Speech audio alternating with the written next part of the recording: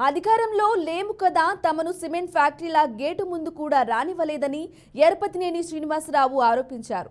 తాము అధికారంలోకి వస్తే సిమెంట్ ఫ్యాక్టరీలను ఎక్కడకు తరలించుకుపోతారు ప్రశ్నించారు. పల్నాడు జిల్లా దాచేపల్లి మండలం పెదగార్లపాడులో ఎరపతినేని శ్రీనివాసరావు ఎన్నికల ప్రచారంలో పాల్గొన్నారు. టీడీపీ అధికారంలోకి రాగానే ఫ్యాక్టరీలకు భూములిచ్చిన వారికి ఉపాధి కల్పిస్తామని హామీ ఇచ్చారు. తెలుగుదేశం పార్టీ పేద ప్రజలు కడుపు నింపితే వైఎస్ఆర్ కాంగ్రెస్ పార్టీ వారి కడుపులో కొట్టిందని ఎరపతినేని విమర్శించారు.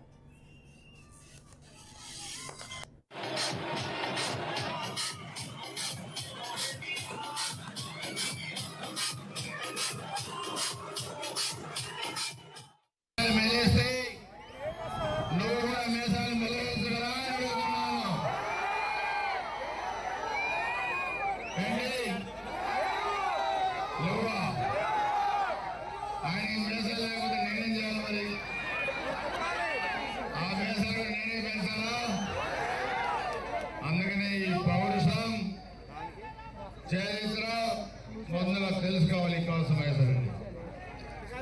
కొంతమంది ఎన్నికల్లో ఏదో ఒక తప్పుడు ప్రచారం చేసి అధికారంలోకి వచ్చిన తర్వాత గ్రామాల్లో చిత్తు పెట్టి మనగమండల మధ్య తగాదాలు పెట్టి గొంతులు కోపిస్తే నువ్వు తగిన మూల్యం చెల్లించాల్సిన పరిస్థితులు భవిష్యత్తులో ఉంటాయన్న సంగతి కూడా గుర్తుపెట్టుకోవాలి. మీరు గొంతులు కోస్తే మేము గొంతులు తడిపాం, మీరు పొట్టగొడితే మేము పొట్టలు నింపాం.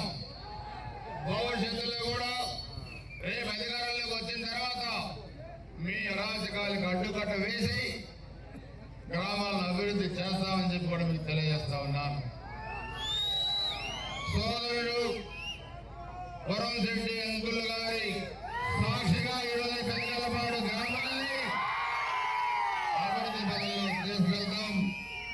ప్రతి యువకుడికి కూడా ఉద్యోగ అవకాశాలు కల్పిస్తాం. ఇది అందరూ కూడా గుర్తుపెట్టుకోవాల్సిన అవసరం ఉంది. ఈ గ్రామంలో వైసీపీ పార్టీకి మహా వస్తే 200-300 ఓట్లు కూడా రాకూడదు. మీరు దాన్ని కంట్రోల్ చేయాలి. మీరు కంట్రోల్ చేయండి. మీ గ్రామానికి 50 కోట్ల రూపాయలు